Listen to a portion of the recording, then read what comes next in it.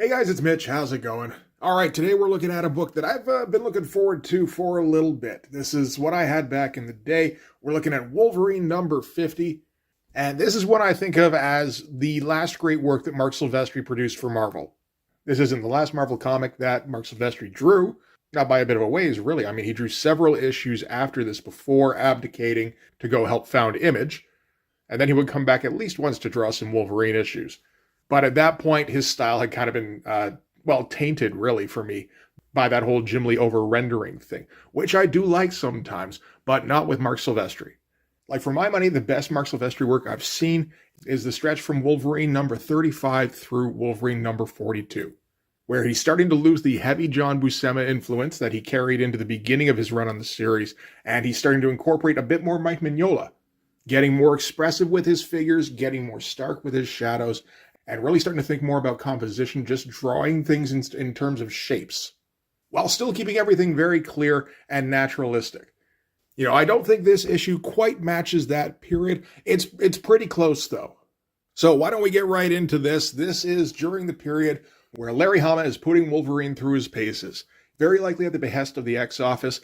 He's having to run all sorts of stories where Wolverine is having repressed memories. And some of these memories are starting to feel like maybe they're not true. Maybe they're implants. Maybe they're false memories. Maybe they're traps that have been set up by the Weapon X organization. Because Weapon X was incredibly popular, and we need to keep referencing back to that as much as possible, because people buy Weapon X shit like you wouldn't believe. So this is going to be the issue where that all reaches a culmination, where we're finally going to get some answers, right? About Wolverine's past. Yeah, kinda, like a little bit, but probably not as much as the reader was hoping. So let's start with the cover here. I absolutely loved this cover as a kid. This was like one of my favorite covers. The whole die cut thing here with Wolverine having clawed through his security folder. And then you open it up underneath and you get all sorts of Wolverine paraphernalia. You get photos from Wolverine's past with him and Sabretooth. You get the invitation from his wedding. You get photos with, I assume these are like two members of Alpha Flight, Guardian and Vindicator, I think. You get a bit of an illustration of the adamantium bonding process. You get his security clearance for the CIA and the Canadian Secret Service. I don't know if that's a thing, but I mean, I'm willing to take Larry Hama's word for it. Why not? No, this was absolutely great. I'm pretty sure I wanted to come up with like the suggestion of a detailed backstory like this for my characters when I was a kid. And the idea of him just like getting pissed off and clawing it open. You know, it doesn't make any sense, but my 12-year-old brain thought that was amazing. All right, so this is going to be Dreams of Gore, Part 3. So we're going to start things off in Manhattan, with Wolverine riding his motorcycle up on the curb, disturbing the Manhattanites, not giving a fuck. So the credits on this are reading, script by Lethal Larry Hama, pencils by Murderous Marc Silvestri, inks by Dangerous Dan Green. Always good stuff. Colors by, and then we don't get Glynis Oliver in this one, we're going to get Stompin' Steve Buccellato, but you know, Steve Buccellato does fairly well. Lettered by Punishin' Pat Brousseau, edited by Brutal Bob Harris. He is kind of brutal. And editor-in-chief, Terrible Tom DeFalco. And we're going to start out with a great-looking splash page of Wolverine. Marc Silvestri just making it look easy to draw a friggin' motorcycle. Like, goddamn, that thing looks great. Like I said before in the last issue, I think Marc Silvestri's starting to take some cues from Jim Lee, Todd McFarlane, Rob Liefeld, and them about putting in more anchor images in issues, putting in more stuff that can be sold on the secondary market. Not on every page, like he is still taking into account storytelling.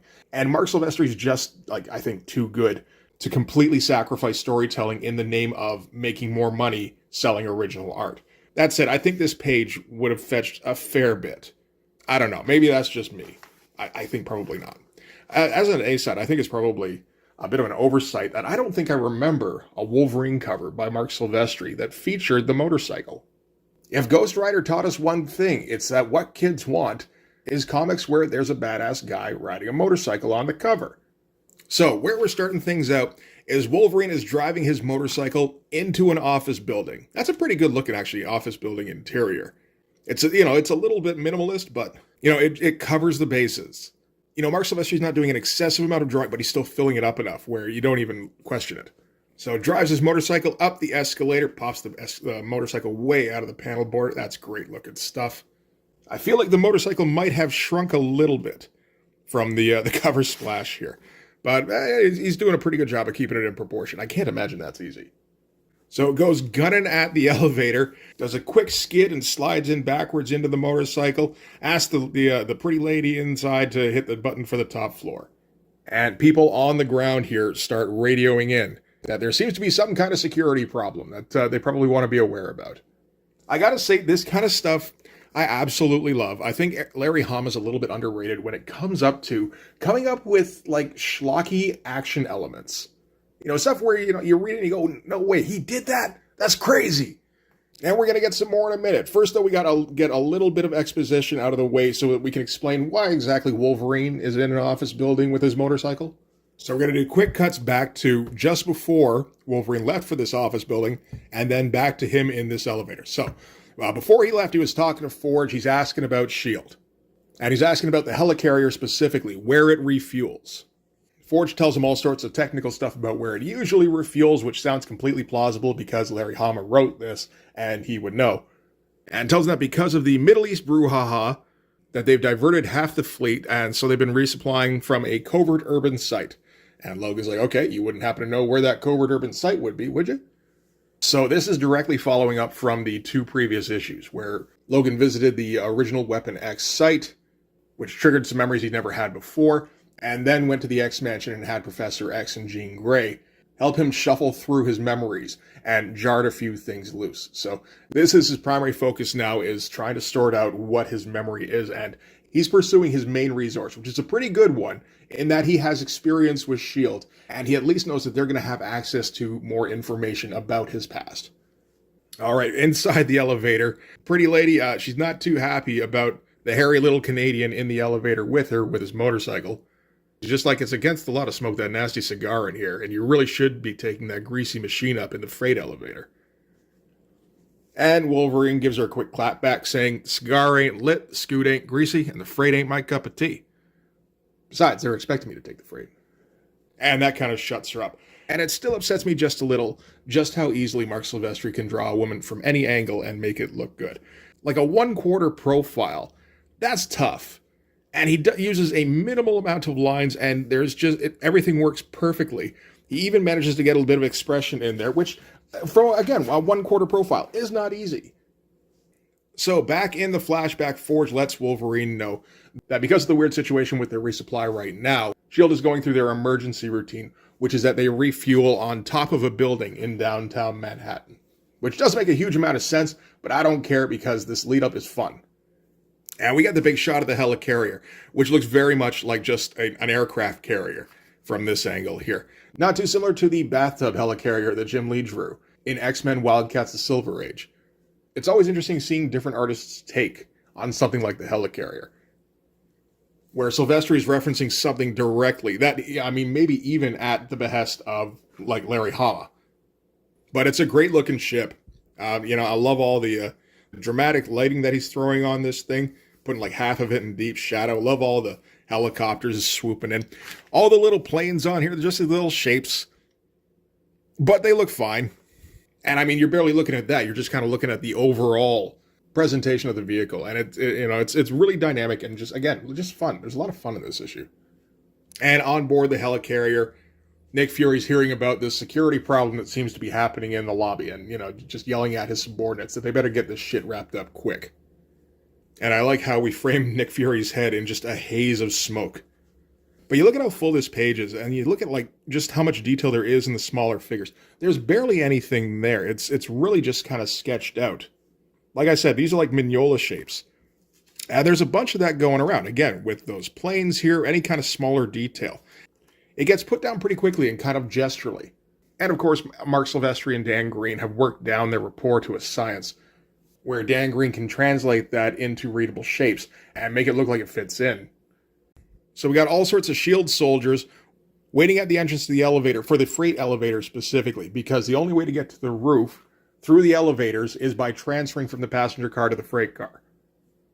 Elevator opens up, he's not in there. It's like, well, how the hell else is he going to get up there? We cut to the quick silhouette of Logan pushing his motorcycle up the stairs and then driving on the roof like fucking Evel Knievel, which he references directly. Get all the speed lines going on, pop them out of the panel border. This is such great shit. It's a ramp that's on the roof. Sure, right? That's there. and comes heading straight towards the helicarrier's window. And inside the helicarrier, some subordinate pipes up a little soliloquy in like the brief moment where Wolverine is catching air, saying, "No need to duck, sir. These armored Lexan laminated windows can take a direct hit from a titanium-jacketed, depleted uranium-30 Mike cannon slug." So, like, flashbacks to G.I. Joe there, where he had to list every single element in like, an ammunition type. But this erstwhile intruder is going to splatter like a bug on a windshield. And Fury gets a little bit of distance from the window going, "You ever hear of adamantium, Lieutenant?" As Wolverine comes swooping in, that is such a great-looking arm. That's got to be in my top 5 drawings of an arm, like right up there with Lobo's back #2. Yes, that's right, the dick elbow arm. That's one of the best-looking arms that's ever been drawn, and you know it. But, like, look at all that shadow in there, isolating all the muscles, just, like, getting all the black in the cracks there, the crevices. It's great-looking shit. And he comes just crashing right through. Doesn't make a whole lot of sense with how the motorcycle's angled. You know, I'm pretty sure the wheel would hit the glass first. Doesn't matter, because this is fucking awesome. This is, like, stone-cold shit. Like, Brian Bosworth is on that motorcycle. And I've always liked how you get the impression like the wheel is turning. Like he's turning into the windshield in midair. You know, like he hit the handbrake or something. I will say there's parts of this comic where it starts to drag a little bit. It doesn't matter because there's so many high points in this book for me. Like this is this page alone. It justifies the entire comic for me. So Wolverine skids to a halt, you know, coming to a stop right before Fury here going, "Nicholas, I got a bone to pick with you." Nick's like, "Yeah, I bet you do, but, I got a whole bunch of trigger-happy operatives up here who aren't too happy that you're crashing our party." Logan's like, "That's okay, you're going to tell him to stand down." And Fury naturally says, "Okay, why would I do that?" Wolverine says, "Because the Director of Central Intelligence is going to want you to." And we're going to reference back to the last couple of issues. Last issue in particular, where he says, "Tell him I know all about El Tigre and Emilio Gara and what they were doing in Cuba in 1963. So referring to memories that he's just uncovered about his days in the CIA where he was working undercover with Cuban nationals. And Nick takes a moment before walking over to the phone, says, "I suppose if anything happens to you, a letter gets dropped off at the Daily Bugle." Wolverine says, "Yeah, well, yeah, of course." Fury's like, "Well, it might take a minute." Logan's like, "You got 10. I look at him drawing that hell out of that motorcycle with the lean and everything as he's resting. Like, how many artists even think of that? I bet you Mark had a motorcycle. All right, so 9 minutes later, the fax comes through, because it's 1992.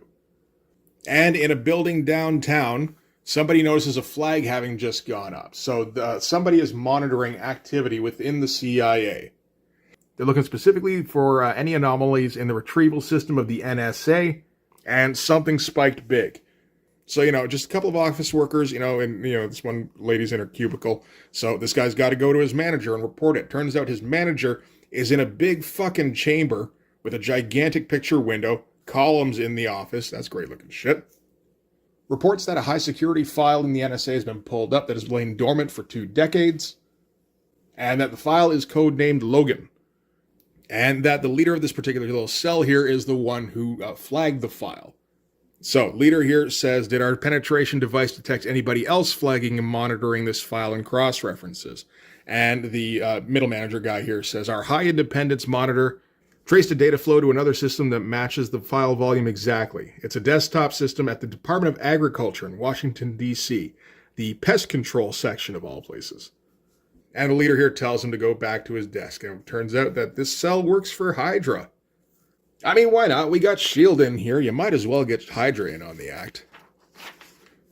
So next, naturally, we got to cut to Washington, D.C., specifically the United States Department of Agriculture, where Wolverine is having a little bit of difficulty with the front desk lady.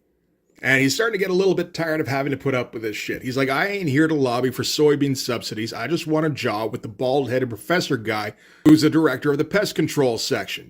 Skinny fella with rimless specs." And she's trying to shut him down. She's like, "No such person, no such section. Get your knuckles off my desk." Wolverine loses it further, going, "Oh, is that so? Then the file I got from the NSA must be wrong. I guess this pest control section was never set up 20 years ago as a front for a real nasty dirty tricks project." So like Black Book program shit. And he says, "I guess that guy can smell cowering behind this door. Couldn't possibly the professor, sometimes known as Andre in my dreams." And again, he's referring back to those flashbacks from the last couple of issues. Secretary gets right up in his face. She's like, get away from that door. And if you're thinking of using physical force, just know that these doors are reinforced with steel plate underneath the wood veneer. And Logan pops the claws and goes, you ever heard of adamantium? Ask the professor. He knows all about it. Slams him right through the door. This is such good stuff. And like, there's just so much energy in Marc's artwork here. You know, him and Dan Green, they're usually having to go pretty fast. But I've been getting the impression over the reviews for the last few issues that Marc has been saving himself for this issue in particular. There have been a couple of fill-in artists, and issue 48 and 49 felt to me like they were done a little bit rushed. You know, like not super fast rushed, but not quite up to the level that I've seen Marc Silvestri and Dan Green reach on a monthly schedule. Now, there is also the problem that within that stretch, there are some bi-weeklies, so that kind of shakes things up as well. But I got the impression that Silvestri had been basically building himself a little bit of lead time, knowing that a double issue was going to come up, knowing that it was going to be a landmark issue with the number 50, and that he wanted to make it look kind of special. And I'm sure Marvel wanted it to be kind of special. You know, they got the gimmick cover going on. Collectability is like the main word in comic shops these days. You know, this is a 48-page special, so you got plenty of room to kind of spread the story out and put in some larger images. You know, maybe a splash page or two. You know, on the one hand, it feels a little bit like an opportunity to pad his portfolio a bit. Build up a stock of really nice pages that he can sell off later, particularly knowing, I think around this time he's probably aware of the Image Comics thing, and that he's probably going to be defecting towards that. So, you know, you build yourself a stockpile of those original pages that you can sell off just in case that venture fails. And maybe Marvel doesn't want you back. Maybe you have a little bit of difficulty getting work for a little while. You know, kind of unlikely, but I think it's just a matter of covering his bases. Maybe on advice from Jim Lee, because that seemed to be the tack Jim Lee was taking as well. So Wolverine pulls the claws free from the door, you know, leaving the little holes here. Just making it crystal clear that if he wanted to kill Andre would be dead right now. But he's making a point. He's trying to, you know, this is at a time when Wolverine is trying to really hold on to his humanity. You know, they're really making a big deal of emphasizing that. So he definitely wants to take down the professor, but he wants to do it legally. And he kind of calls over his shoulder as he's leaving, saying, oh, you can tell his pal Hines, if she wants to tail the old hairy mutant, she's got to stay downwind. Because Hines has been following Wolverine around for the last few issues, just kind of keeping tabs on him. So again, just on his way out, Wolverine mentions that with all the evidence that he's been pulling from the NSA's data system, he's going to be checking out the warehouse up in Windsor next, which was one of the staging areas for Weapon X. So naturally, that's where the Professor and Hines are going to go, as we see them here. I guess for the first time since the Weapon X story. All right, so from there, we're going to cut to the X-Jet, where the X-Men are going to help fly Logan up to Windsor so that he can investigate his past further. They brought along the documents from the NSA, and basically their plan is just to kind of drop him off. They're not going to be accompanying him. They're just going to kind of hover around and give him a ride back when he's done. And in the meantime, they're collating data. Because there's like 50,000 pages, apparently, of documents that have been sent over, and they've got to go through them all one by one. Apparently, Forge has written a program that can read it, and so that it can parse everything, break it down a little bit easier. And Wolverine's copied it all down onto floppy disks as it fills 2 whole shoeboxes. I believe it, too. You're getting like 20 pages onto each disc there. Wolverine, of course, sporting his old yellow and blues.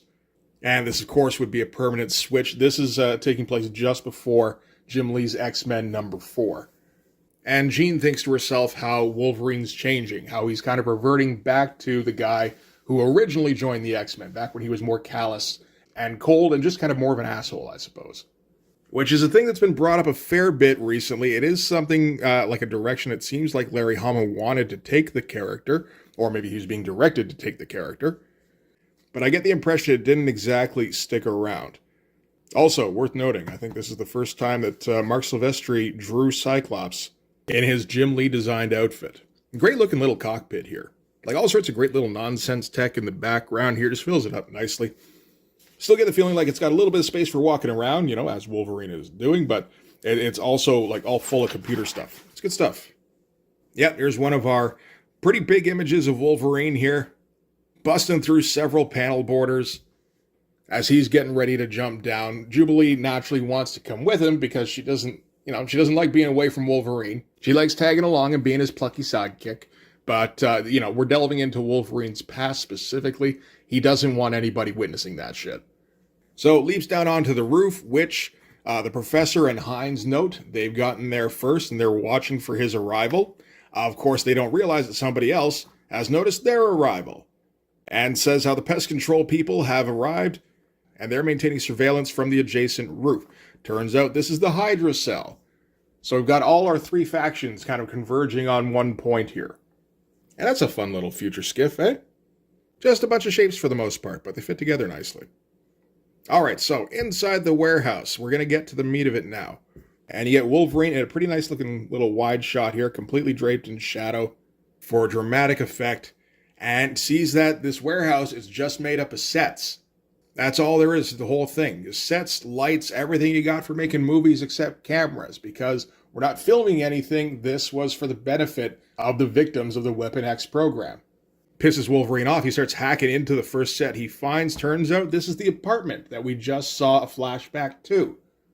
Him and Sabretooth were covert operatives busting up a drug ring or something like that. We'd already gotten the impression that was a fake memory, implant, something like that, so this is just confirming. Even steps on the professor's glasses from when he got gunned down in that particular sequence. Takes a look at the floor, sees the calendar that he noticed in his flashback, only it doesn't have the picture of the cabin on it that it did originally.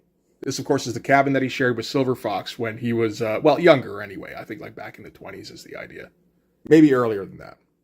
So it feels like Weapon X, they acted out all these play scenarios, put the subjects through their paces, and then immediately shuttered everything without cleaning up anything.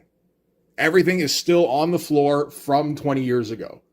Like right down to the glasses, down to like guns, debris, everything is exactly as it was. So, having come to terms with that, Wolverine now is going to go hacking through the other sets and see what else he can find. And the first one he comes across is another pretty important memory. This is Wolverine number 10. The big knockdown drag-out issue between him and Sabretooth when, he thought anyway, that Sabretooth killed Silver Fox. Right down to the slice of cake with pink frosting on the table here. Great little saloon. Just great little background detail on here. You got tiny little figure Wolverine, everything works in perspective. And we're going to get a bunch of these as Wolverine busts into other ones, looking for more memories. Finds himself a sawmill, says somebody with claws had a knockdown drag out to beat the band in here, but I sure don't remember it. And again, 12-year-old me was reading this shit, imagining the fight that took place in this sawmill. And I imagine it was pretty great, and Mark draws the hell out of a busted up sawmill. Busts through another one, finds himself a senior prom, he doesn't recognize that either, keeps going. Somebody's living room, isn't familiar. Computer lab, doesn't ring any bells.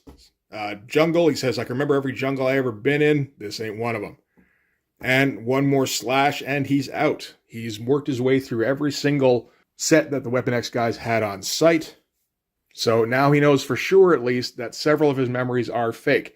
He also didn't find a couple of memories I think he was expecting to find, specifically that cabin that he shared with Silver Fox. And he says here, there's a chance that the one shining golden time in my life was real. And that's kind of some heartwarming shit. Again, I loved all of this.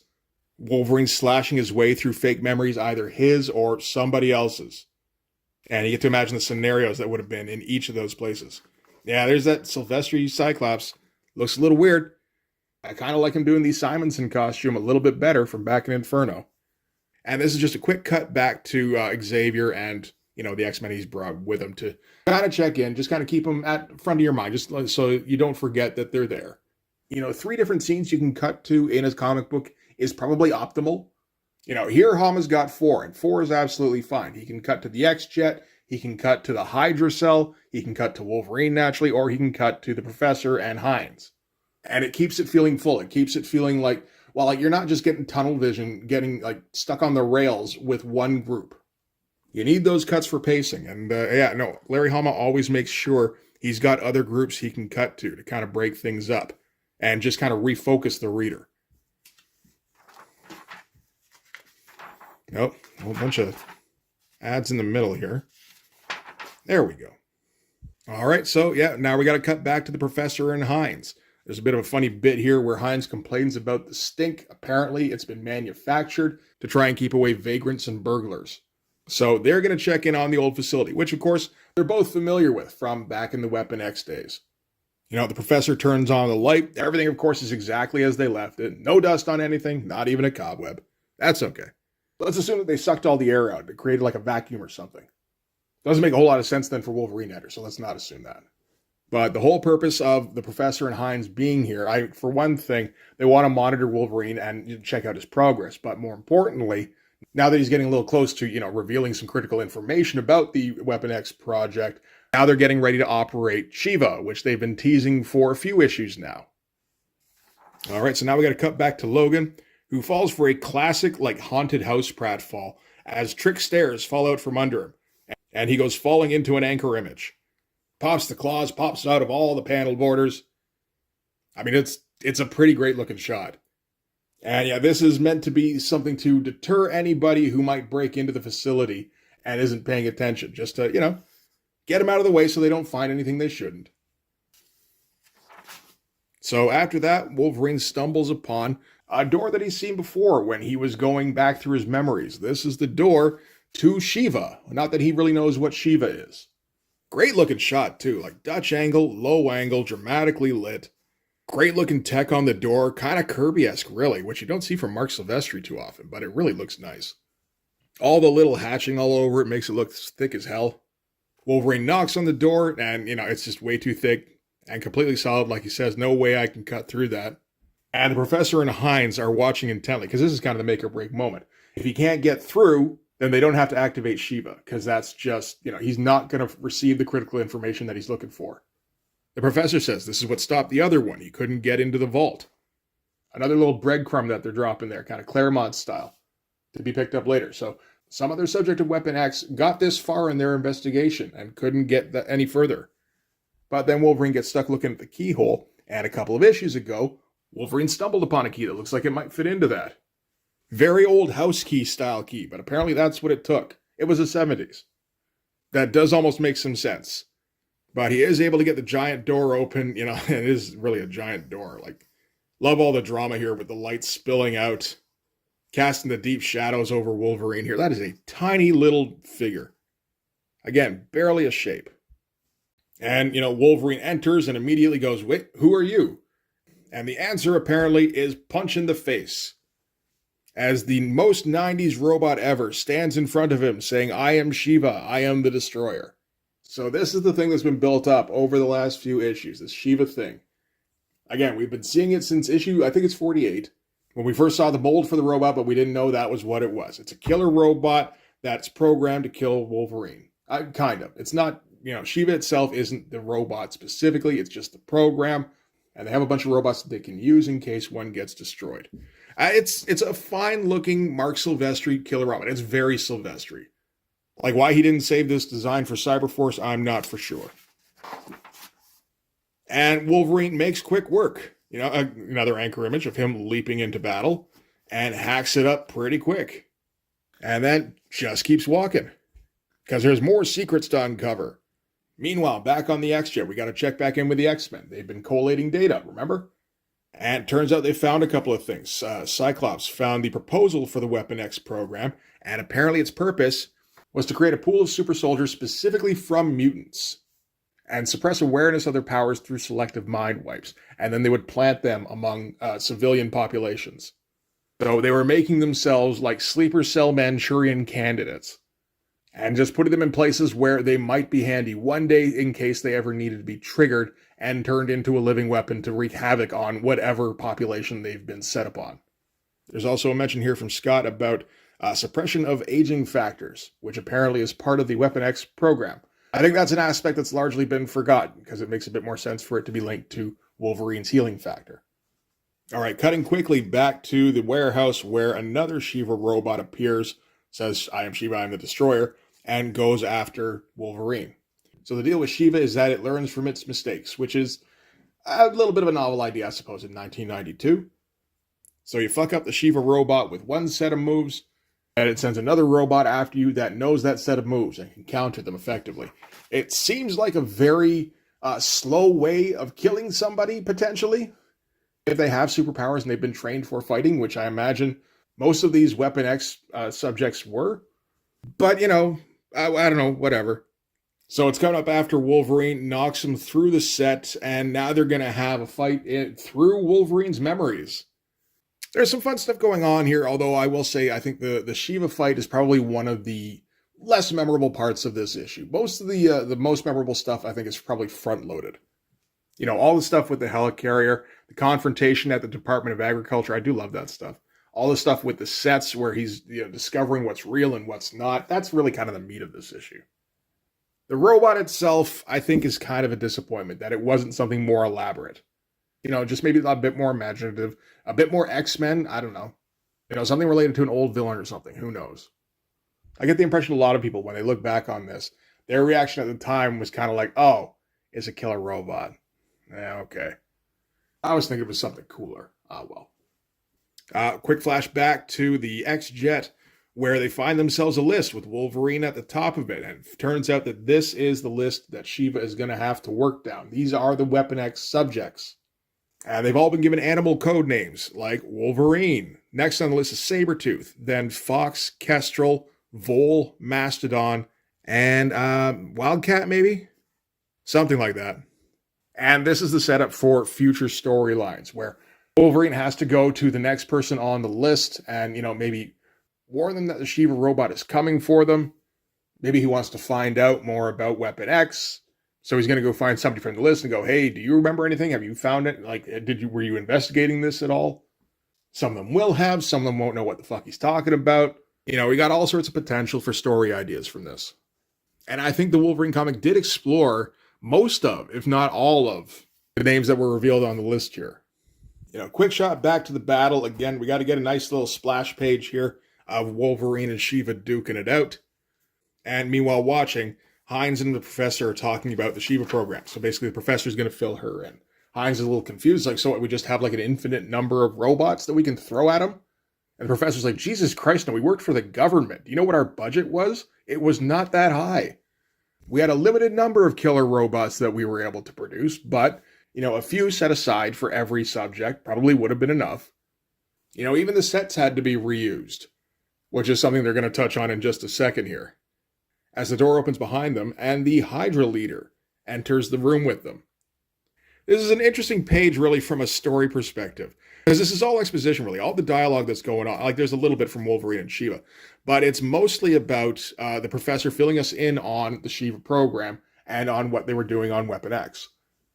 But that's not really going to be the focus of the art, because the art is allowed to focus on the fight between Wolverine and Shiva, which is what, kind of what the kids want. So you get your information, you get your fight right at the same time. It's a nice little mix. So the Hydra leader, walks in, cold cocks Hines, seems to recognize the professor and calls him Andre. And he's like, wait, how do you know the name Andre? That's just from subject scenarios. And then the leader takes a look at the TV, recognizes the room that Wolverine and Shiva are fighting in. This is the drug bust room. And talking about how they were reusing the sets. She's like, that was my apartment in San Francisco. Pulls back her hood, and it's Silver Fox, who I don't imagine we've seen much of since Wolverine number 10. And the professor's shocked. He's like, we lost track of you 20 years ago. Another quick shot of Wolverine hacking up Shiva. There's some fun action on pretty much every page towards the end of this book, at least. So, like I said, if that's what you want out of this book, you're definitely getting it. Like, the pose on Shiva here is great.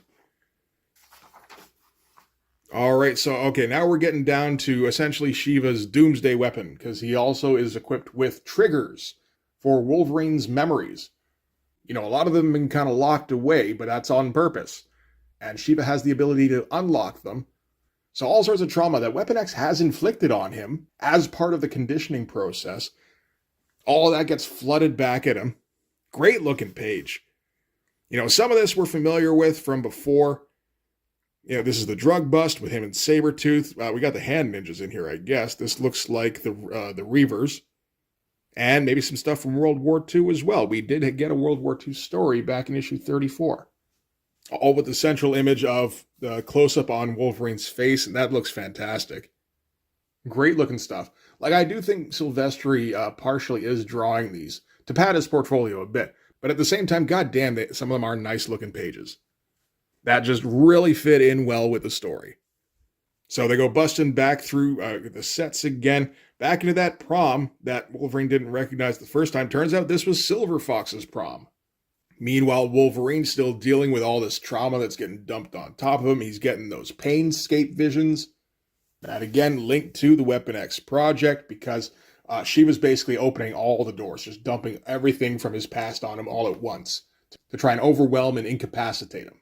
And Wolverine resists. Imagine that. Gives him the double claws through the chest.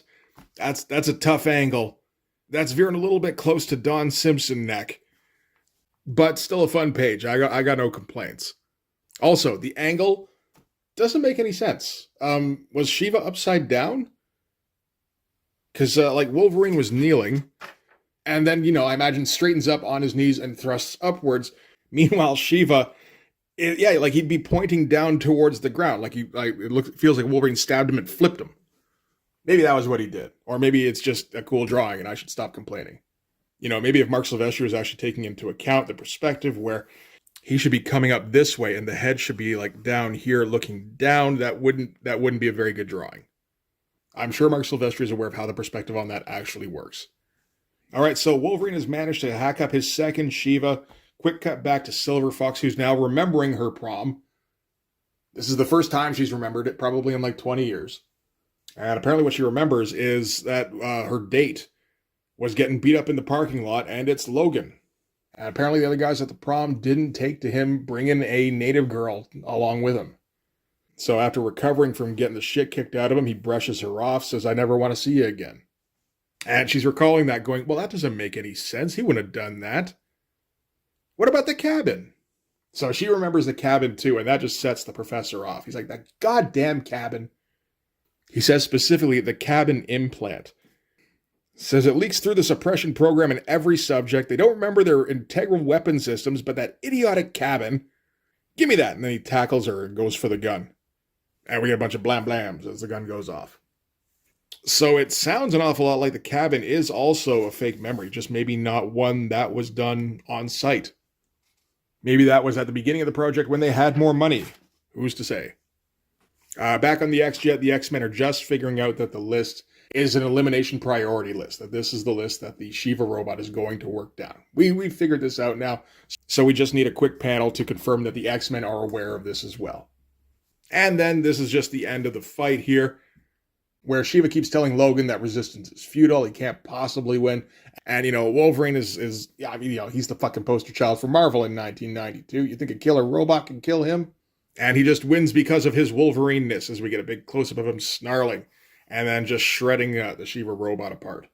And then just slicing Shiva in half, like right down the middle pretty much. And get an underrated shot here of like half the robot standing here. On one leg, too. But I guess, a bunch of the weight is in that arm. It maybe makes sense with the balancing. Probably not. Who cares? It's kind of a cool shot as half of it pops and fizzles. And we get a very heavily shadowed Wolverine in the foreground here. God damn, that drawing looks great. Not super involved, but like Mark knows exactly where he's placing those shadows. And the X-Men show up, but they're a little bit too late. The fight's kind of over. Wolverine's just going in for the killing shot as he just kind of shreds it. We don't really see too much of it. It's not really necessary. We got a whole bunch of fight panels in there. And yeah, this page feels like it was done pretty quickly. That is quite the wide-looking Wolverine. Looks like he's got some Mignola proportions going on there. I love the shoulder pad just kind of hanging on like halfway down the shoulder here. That's good stuff. But yeah, it's a double issue and we're getting near the end of it. I think Mark's trying to get it done quickly now because, even with all his lead time, he's probably bumping up against his deadlines at this point. So they hear a scream, which they got to go investigate. And they find that control room. They find Hines. They find the professor as well. What's left of him anyway, because apparently he got gunned down in that altercation between him and Silver Fox. Silver Fox, of course, isn't here. And there's no indication that she was here, so Wolverine's not aware of it at this time. But as he was dying, the professor managed to hit both the reset and default switches on the Shiva override. So basically moving the killer robot one down the list to the next name. And the next name on that list was Sabretooth. And Logan replied by saying, couldn't happen to a nicer guy. So going for that personality change where he's just becoming more cold and callous. Which the X-Men here kind of drive home, saying, okay, but Yeah, we don't like Sabretooth, but there's other names on that list. And they might not know what's coming. They might not even know they're mutants. They might be people we know. Like, don't you care about that? We should probably care about that. We're X-Men. But, you know, this new improved Wolverine doesn't give a shit about other people as much. Which I think is probably a bit of a misstep, and probably one of the reasons we didn't see too much follow-up on this subplot is because I think a big reason people like the Wolverine character is because he's actually developed like a sense of compassion. Like, particularly in the Larry Hama run leading up to this. I'm thinking of like issue 39, where all the drama is in him talking down a little girl robot from blowing herself up. You know, yeah, people like the badass elements, but they like the fact that that's tempered by just like a good dude who's spent time around good people and has learned some, you know, to have some empathy for other people. And that he has kind of a level head. He doesn't just fly off half-cocked. Wolverine, fully cocked in all situations. Are there not supposed to be posters in the back of this? I thought there were. Oh, there we go. That's why I couldn't find them. So yeah, we got ourselves a couple of pretty nice posters here. We got an awesome looking Bill Sienkiewicz, straight from the sewers under New York. Wild looking shadowing. All sorts of scratchiness all over the place. That's just great looking stuff. This might be the first Bill Sienkiewicz drawing I saw. And then we got a Jim Lee as well. I think he inked this one, which looks fine for sure. It's not his best Wolverine by any means. You know, you just got to pick up X-Men #1 to get some better ones. But hey, people like Jim Lee drawn Wolverine. Here's some more Jim Lee drawn Wolverine. Everybody wins. Okay, and that is it for Wolverine #50. So yeah, it's not a perfect comic. It's not the best comic Marc Silvestri's ever drawn for Marvel, but I think it ranks pretty high up there. It's got some great looking pages in there. Again, particularly closer to the beginning of the book, where it feels like Marc Silvestri had more time and he could really flesh out those pages.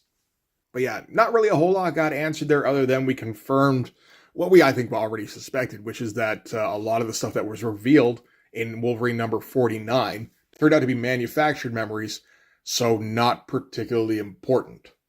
We didn't confirm anything about the procedures in Weapon X.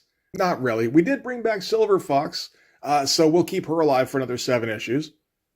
And we set up this thing with Shiva where we can spin stories off this for the next, 2 years if we want.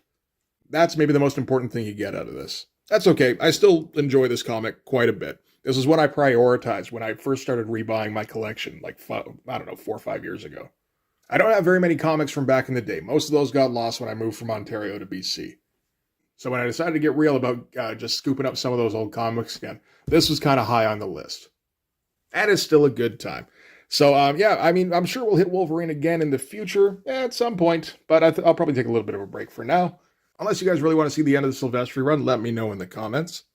Or if you want to move on to the Mark Teixeira run, I've got at least a few of those. I might have all of them. I got to check. But we could do that too. Anyway, for this one, that is going to do it. So thanks very much for watching, guys. If you like this video, please hit the like button. Helps with all the algorithm stuff. If you want to see more, hit subscribe. If you really want to help out, in the description, there's my Linktree. And if you follow that to my Patreon, you can subscribe there.